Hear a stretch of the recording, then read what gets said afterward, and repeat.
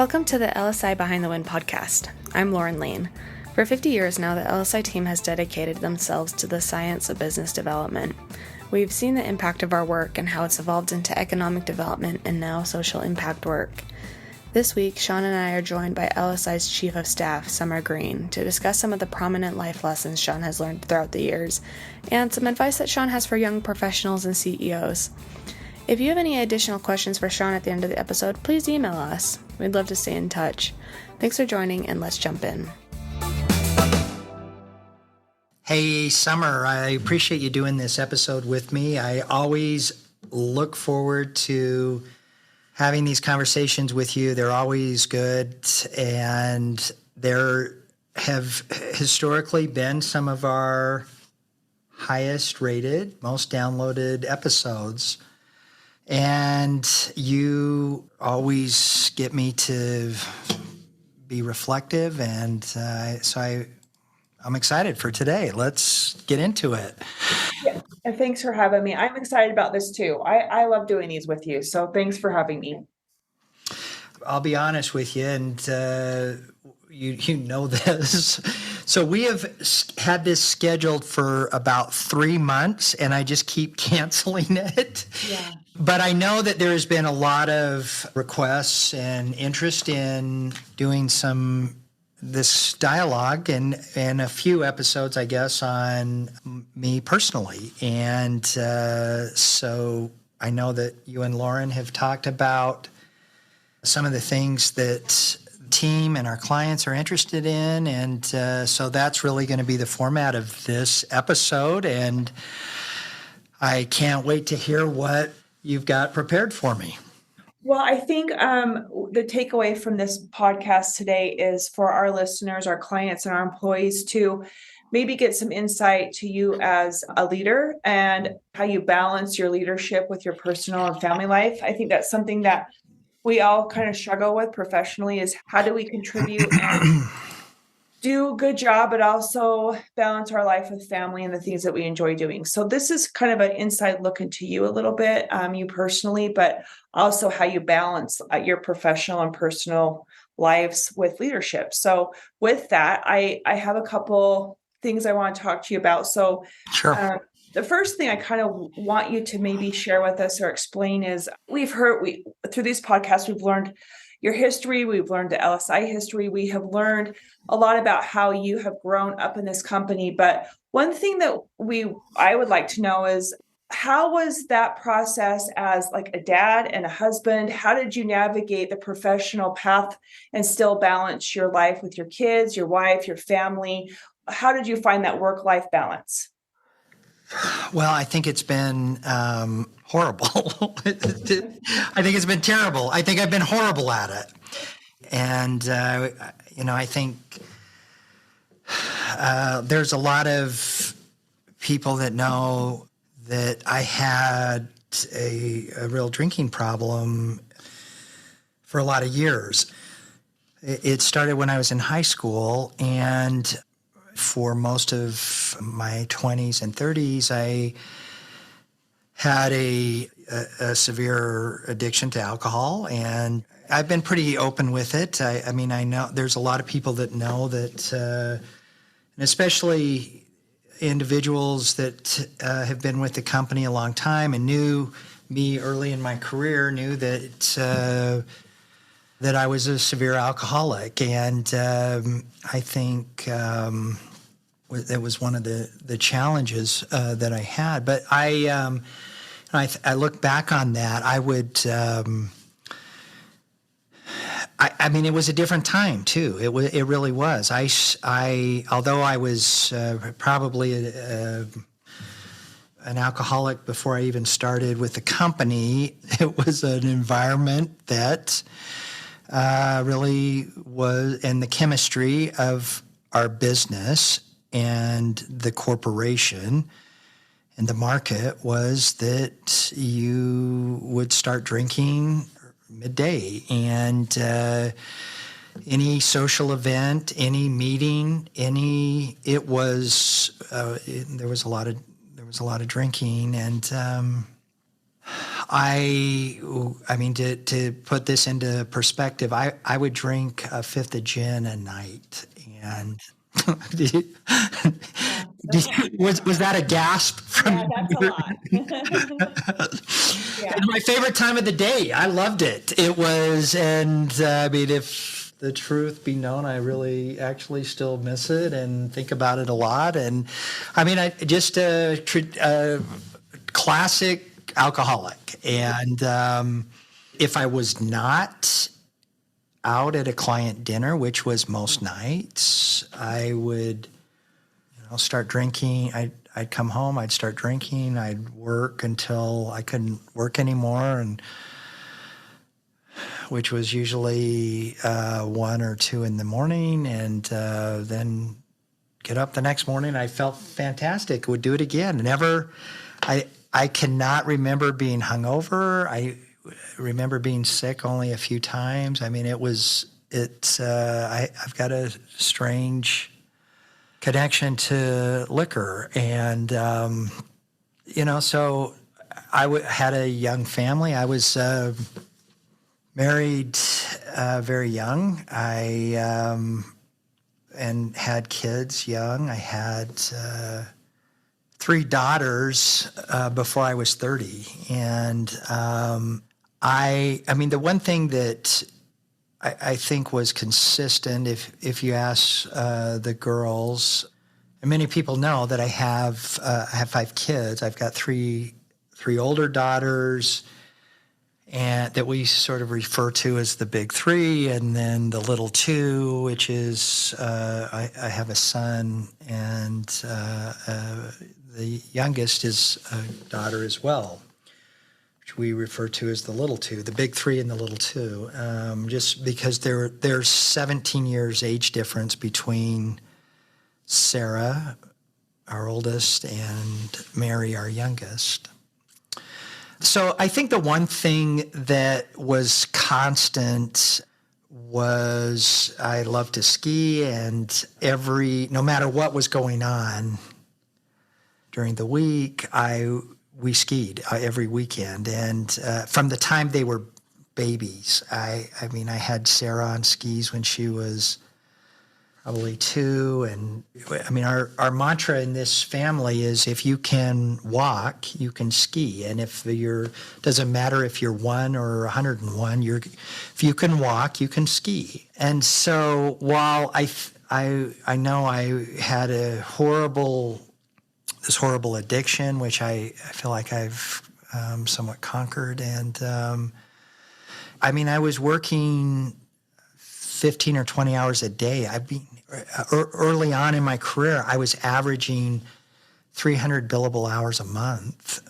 I mean, that billable hours every month, and on top of that. So, I mean, your question is, how did I balance my family life, and especially being a dad and raising my kids? I think it was horrible, and especially when I was younger and I didn't know. I was working hard to make this business successful, and there was a lot of challenges, I think. And it was exacerbated with my drinking. And but yeah, I think early on, one of the things I just decided was no matter what was going on, I'm going to have this connection with my kids through being in the mountains. And so we never missed a day of skiing. And some of the kids have not missed a weekend of skiing their whole lives. I mean, that's some of the girls, when they were in school, when they were at the university, they were skiing 100 days a season. So I feel like that was our time to bond as a family, and me personally with my kids. And although it didn't take the place of spending this quality time with my especially the older kids, the older girls, the older 3, was something that we did together, and they all love it still. I'm really I love skiing with the entire family, and now my little grandson Jack, I think he's going to be a great skier and loves it, just like the other kids. So when I'm listening to you, I'm thinking about the immense responsibility of running a company and having the responsibility of a workforce and a company and clients, but also the responsibility of a family. And I do think that Yeah. those two things are immensely like a big weight, a big responsibility. So one of the things I think about when I listen to you is I do think LSI has been your life, and I think it's been everything that you've put a lot of your energy and effort into. But at the same time, I haven't been with you for the whole 30 years, but I have been with you a couple years to know that I do think you make time. I do think it's important to you to make time for your family. And I know just from helping you with your day to day that you do try to balance your time with your family, your time with your kids. And I think that's really says a lot about you. But I appreciate that. I think it was. I've gotten better. I hopefully I've learned a lot. Like I said, I was a young dad and young CEO of this company, and I did a lot of things. I'm not making excuses for it. I just didn't know, and I didn't know that things can wait, and it is important. That time with your kids goes by so fast, and we had all of this chaos in our house with these 5 kids that were all amazing athletes and incredible academicians, and just I mean, and there was always friends and sports and a lot of talk about skiing. Skiing was always the common thread of our family, and it went by quick. It really did. I mean, in a few years, everybody was gone, and I think my advice for parents who are trying to balance careers and a family, and especially young kids, is don't.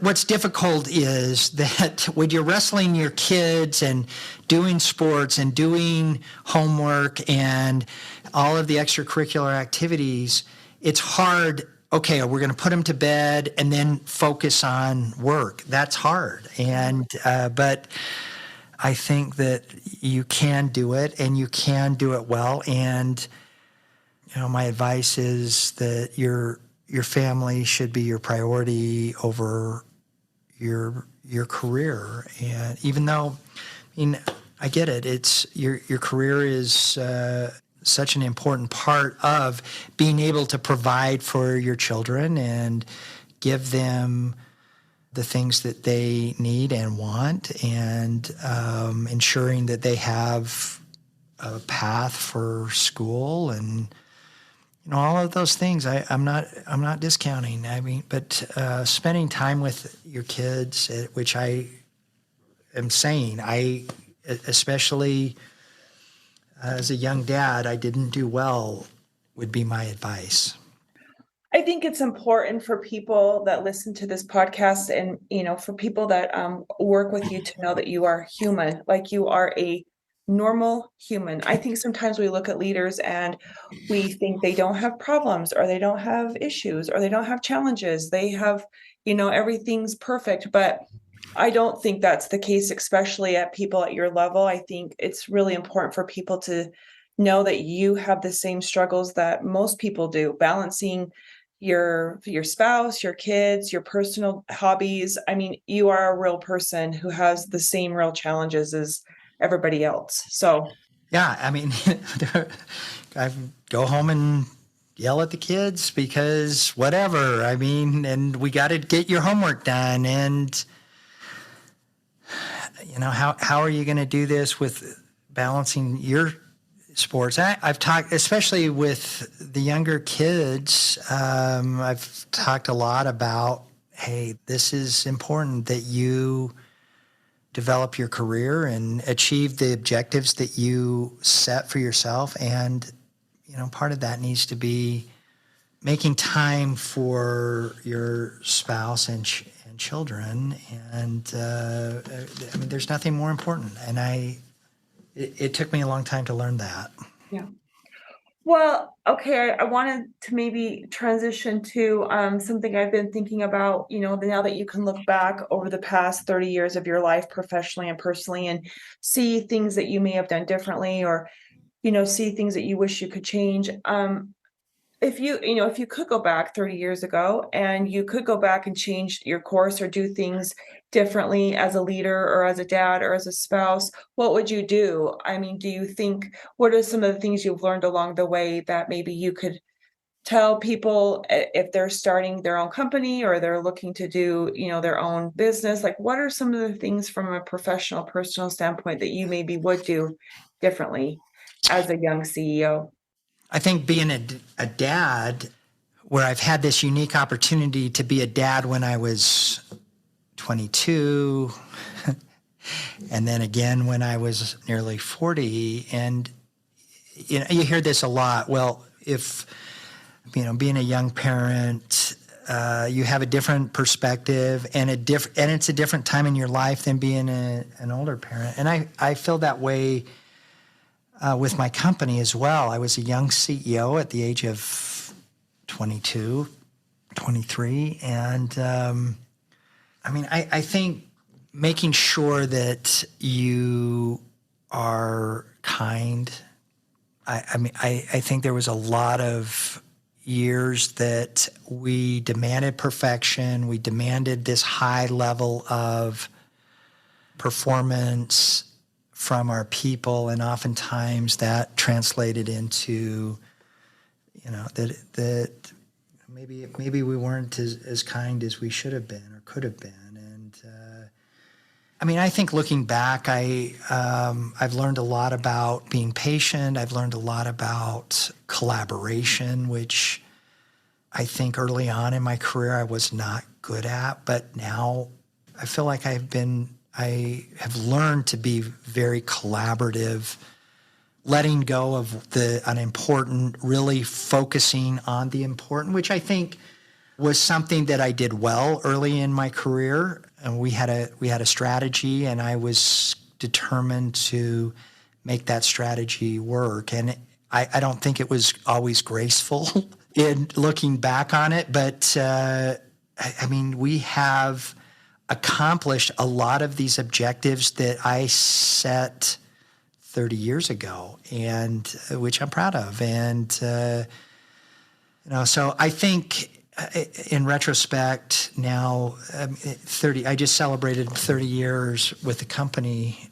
just a few weeks ago, and I think if I had it to do over, I would be less critical of the things that were not important, and really be more focused on the macro. And you learn, that's a skill that you learn over time. I've said this to a lot of people that have said, I want to be an entrepreneur, I want to be a CEO, and there's a personality, and it is a skill. And I think a lot of the best entrepreneurs, the best CEOs, a lot of my friends that have been so successful have shared this trait of relentless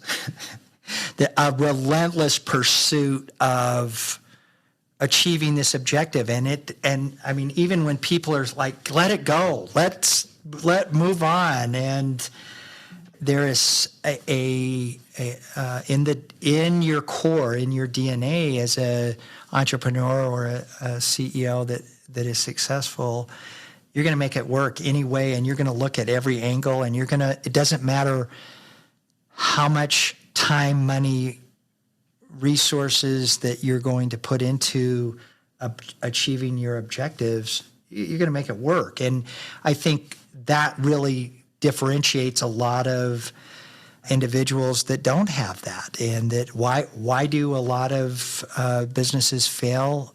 especially early on, is that people will be like, well, this is hard, and we're not going to do it. And so, I mean, that's a couple thoughts. Well, and another thing I wonder about is, you are embarking on probably the last half of your career, and I'm thinking like you probably have another good 20 years. I've got you know what? I don't feel that way. And you and I have talked about this a lot. I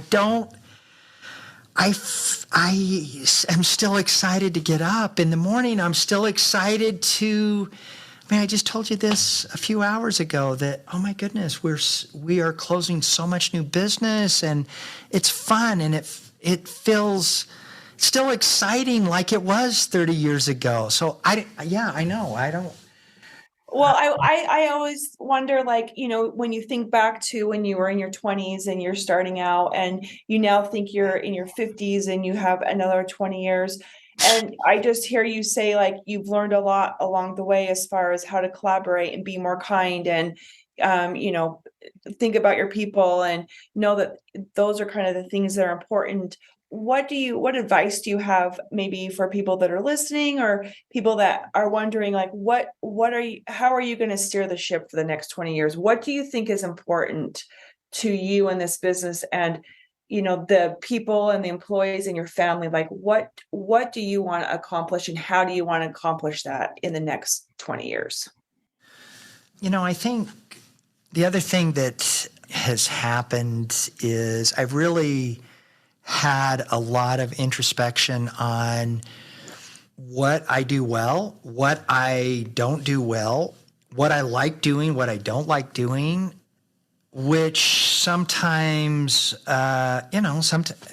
just like everybody, I mean, you've got to do things that you don't like to do. But I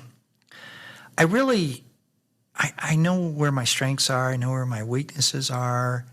And one of the things that I've been so excited about is that we have created this incredible team that has really complemented my weaknesses and emphasized my strengths. And I feel like for the first time in 30 years, I've really let go of things that I never thought I would have let go of. And I mean, you've even seen it in the last few years as we have brought incredible executives onto this team that are just amazing and have been able to fit into the organization and collaborate with the team and help us achieve. I mean, we're achieving things that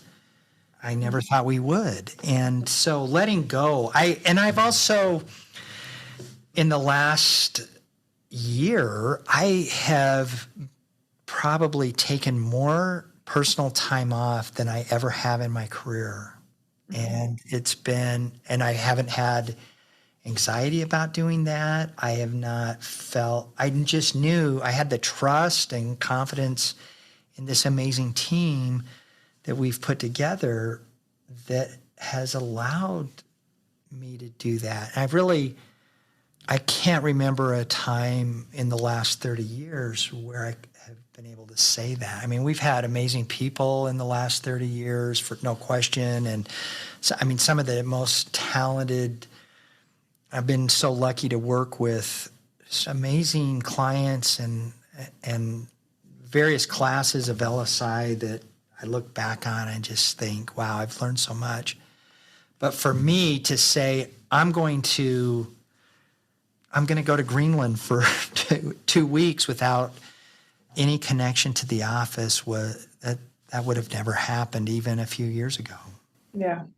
I do think that's true. I've seen that transformation in our organization over the last couple of years, and it makes me happy to know that our business is taken care of. I'm with you. Yes. I don't have a doubt that our business is going to suffer. I feel like we have the right people in the right positions to, like, propel the business forward and keep it moving. But it makes me happy that you're able to find some balance in your own personal life with that and feel assured that things at work are going well. So it's also allowed me to be very creative. It's allowed me to, instead of thinking about a lot of the tactical elements of the business that I have been working for the last 30 years, I really am. I'm really thinking strategically. I'm thinking, and you've seen this, right? I mean, you've seen this over the last several years, where I have been able to be creative, and I've been more strategic than ever before in my career. What that is doing is, as I create and think of these new ideas, we've got this amazing team that implements all of these crazy things that I want to accomplish. And that's been so fun for me. I just have loved thinking about some of these elements of the business that I wanted to accomplish for years, and then turning it over to the team and letting them run with it, and seeing the success and seeing their excitement and passion for especially the social impact work, which is so dear to my heart, and the economic development work. And I love seeing members of our team develop that same kind of passion that I have for this work. And it's a new generation too.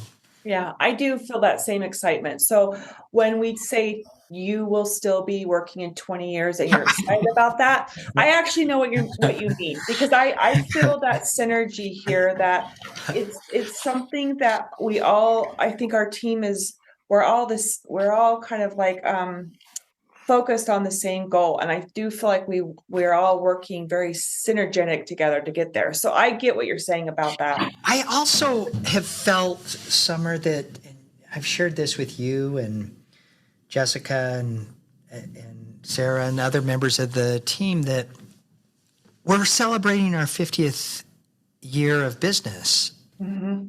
Yet so much of our business feels new and feels exciting and almost like a startup in a lot of ways. And that's so fun to be a new layer of business. Yes. And it feels fresh, it feels new. And even some of the work, the capture work, the proposal work that we've been doing for 50 years, it feels new and new. And I love it.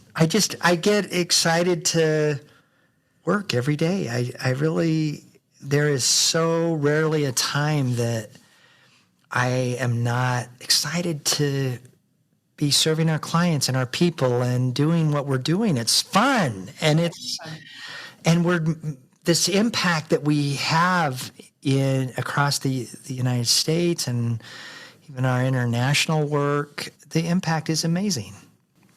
One thing I wanted to maybe kind of end up with is a personal thing about you. I know that most people know how passionate you are about skiing, and we talk a lot about that passion that you have. But one thing that I don't think a lot of people know about you is that you are an avid reader, and I know that you have like goals related to your professional goals and personal goals. And that's interesting. Maybe share just with us, like, what are like two of your top professional goals and what are two of your top personal goals? And maybe I'm sharing too much, but I do know that you have a list of like 50 books that you want to read.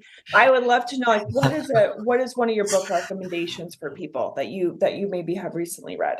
Okay, that's it's interesting that that you've gone down this path. You're right. I read so much. I love to read. But I also will listen to audio books while I'm traveling, and I think a lot of that. It's fun to hear especially the authors read their text, and you get to know them. And I love, I'm really an economist at heart, and I love all things Malcolm Gladwell. All of his books are, he's one of my most favorite authors.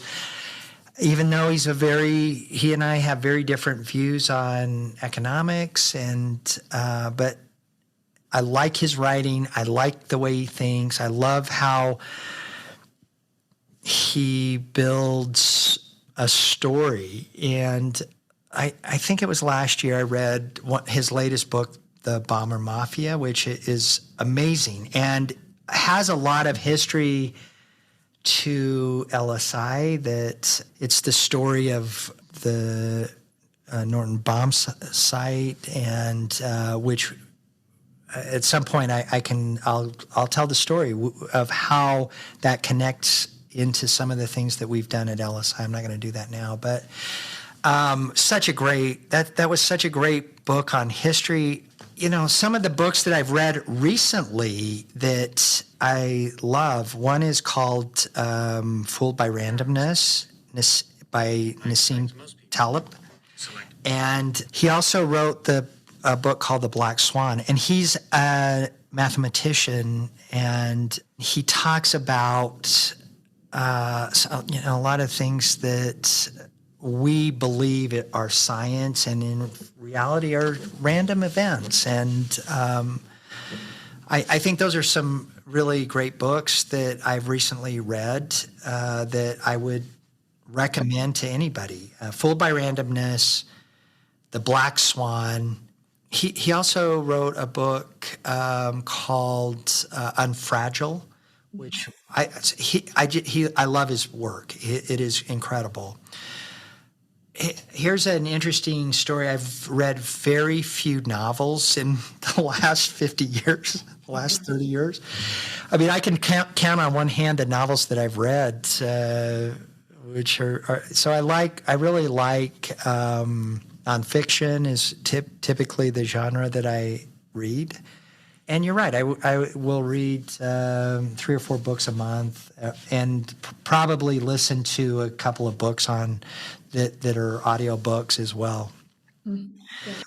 Some of my personal objectives, you know this, not a lot of people do, but I have recently had an interest in music and really had no music foundation at all, none.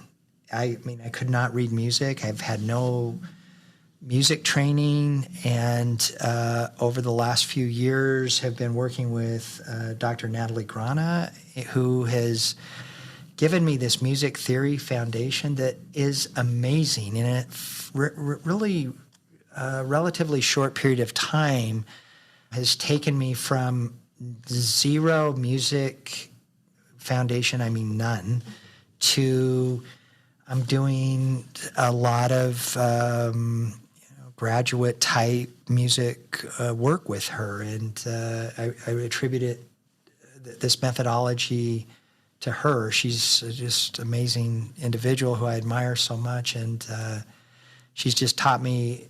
She's taken me to this, incredible place that I had not planned on doing. It wasn't an objective that I had, and she just kept pushing me in different ways, making me think about things differently. It took her a long time for her to understand, this is how he learns. And once she did that, this is why she's such an amazing instructor, an amazing teacher.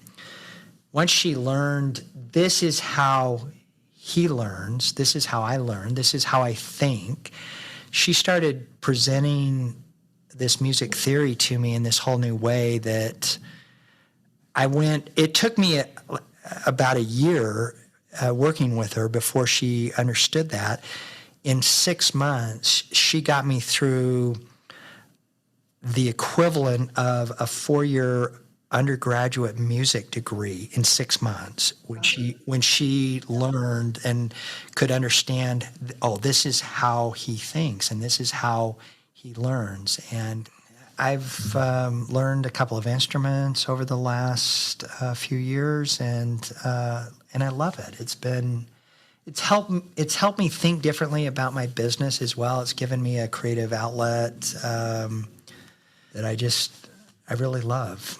And then, I've always felt like I've been an athlete since I was in middle school, and I've done a lot of I've had a lot of athletic objectives over the last 30 years. I've done probably 30 or maybe more, 50 triathlons, which I still love to bike and swim. And I've been thinking about doing another Ironman, which the running piece of it, I think I can do the biking and swim. I'm having a hard time with the running. I probably have to walk it. But I do a lot of mountain biking and hiking in the summertime. And then I've got a whole list of ski adventures that I still want to accomplish.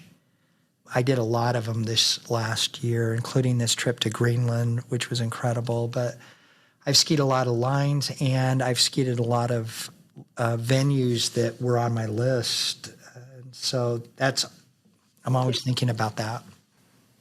Well, one thing I have always admired about you is your desire to keep learning and growing. I think that there's always something that you want to learn or do differently, or like, I feel like you're always looking for new opportunities, work and professionally. I feel like that's what you're doing.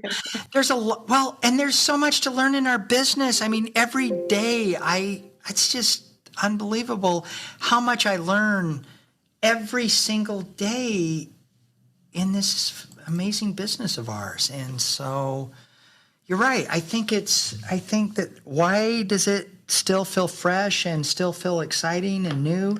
I think it's because there's so much still to learn, and it's like a practice. It really is. It's like practicing a professional skill, and there's something different and new and exciting every day, and it's fun. Yeah. I love it.